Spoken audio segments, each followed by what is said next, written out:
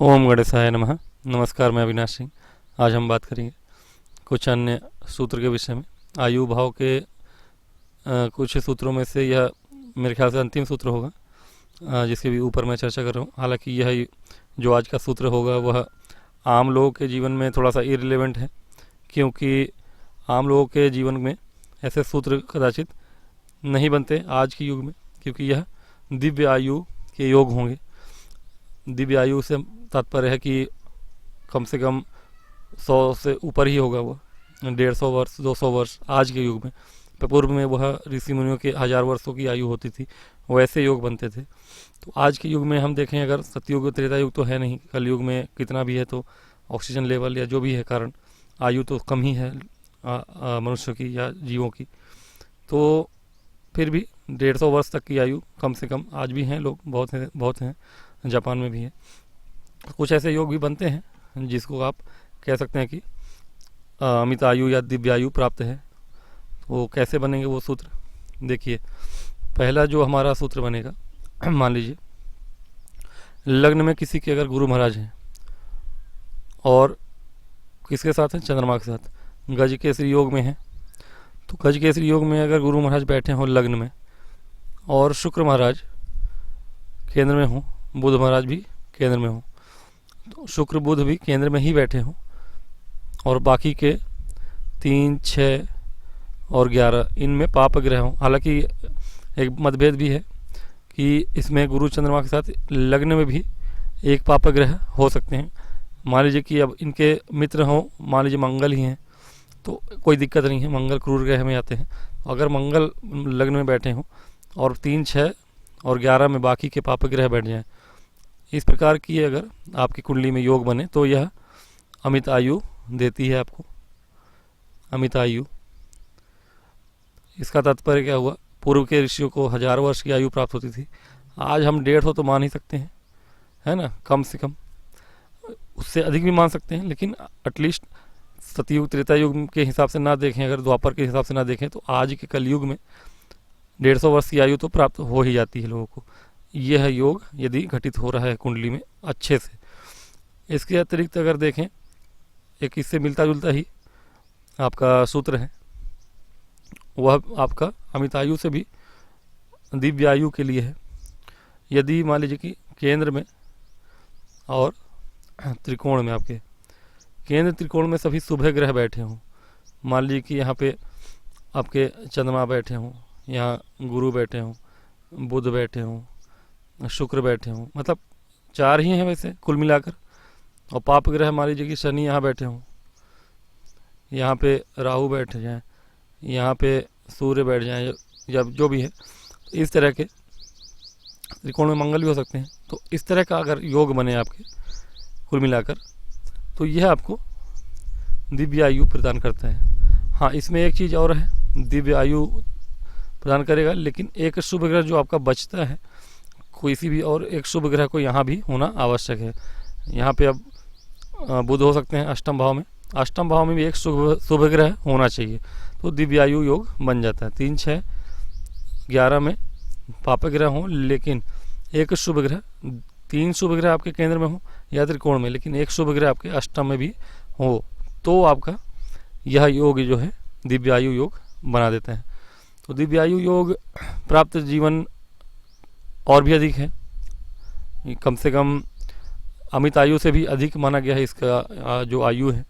आज के युग में कदाचित ऐसा होना संभव नहीं है, हो सकता है, बहुत से लोग कहते हैं आज भी हिमालय के कंदराओं में बहुत से ऋषि तपस्या कर रहे हैं, बहुत से साधु संत तपस्या कर रहे हैं, उनकी आयु भी अधिक होती है।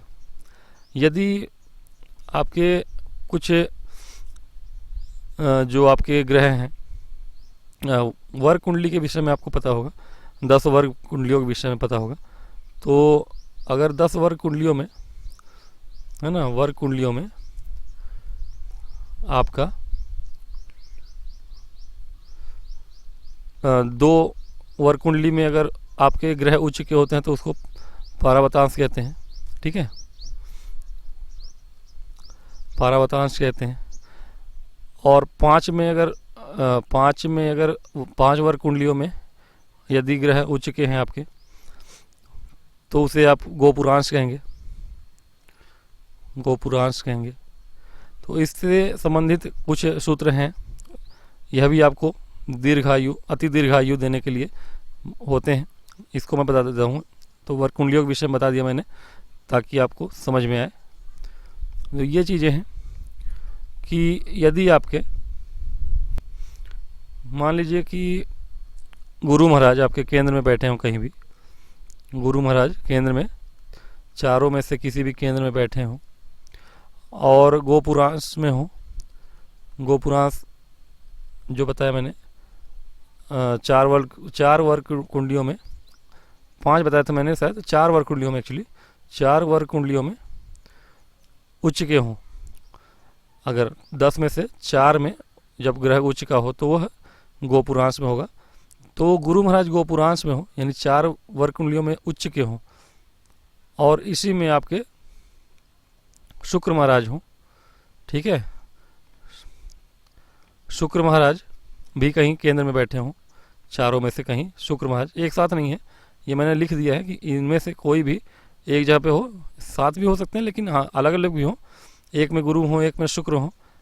गुरु गोपुरांश में, यानी 4 वर्ग कुंडलियों में जगह इनका मजबूत रहे, सोच के हों, और शुक्र महाराज का पारावतांश में भी हो तो भी चलेगा, पारावतांश में हो, यानी शुक्र महाराज जो है आपके ये 2 वर्ग कुंडलियों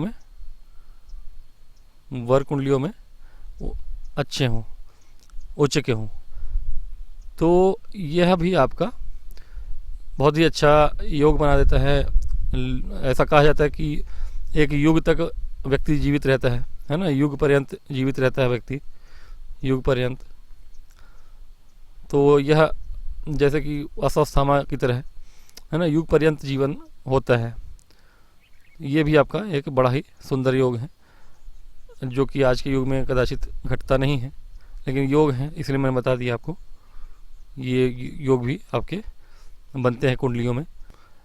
अच्छा, उसमें भी गुरु और शुक्र तो ठीक है, लेकिन हाँ वह योग जो है वह सभी लग्नों में तो बनता नहीं है, सिर्फ कर्क लग्न में ही बनेगा वो आपका योग, बाकी के वर्ग कुंडलियों में नहीं बनता वह। यदि आपका कर्क लग्न हो तो ही वह समझिए आप कि आपका योग बनता है, और कर्क लग्न के अतिरिक्त अगर कोई लग्न है तो वह उस तरह का योग फलित नहीं होता। कर्क लग्न में यदि गुरु आपके गोपुरांश में और शुक्र आपके पारावतांश में हो तो वह योग बनेगा। इसके अतिरिक्त अगर देखें कि शनि महाराज यदि आपके शनि महाराज अगर 7 वर्ग कुंडलियों में 7 वर्ग कुंडली में, यानी इसे आप देवलोकांश कहते हैं, देवलोक के अंश के तरह यह काम करता है, देवलोकांश, ठीक है। तो देवलोकांश में हो शनि महाराज, यानी 7 वर्ग कुंडलियों में उच्च के हों, और मंगल महाराज भी, मंगल महाराज केंद्र में अगर कहीं बैठे हों 5 जगह पे उच्च के होके, वर्ग 10 में से 5 वर्ग कुंडलियों में उच्च के हों, तो कुंडलियों में से उच्च के हों, तो आप समझिए कि यह जातक जो है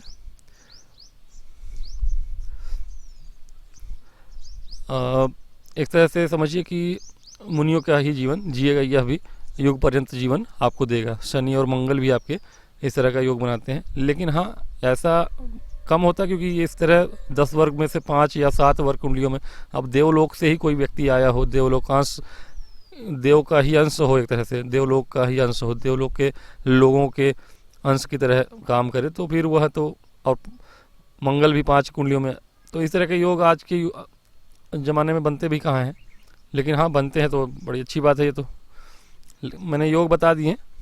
तो आयु भाव के यह कुछ अन्य और अंतिम योग थे। इसके पश्चात मैं कुछ और चीज़ें बताऊंगा जिसके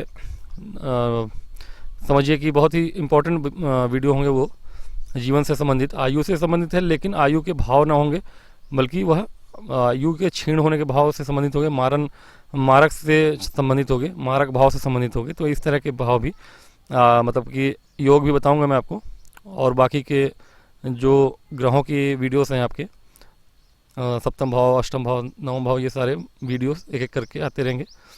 तो तब तक के लिए मुझे विदा करें और लाइक सब्सक्राइब करें। नमस्कार।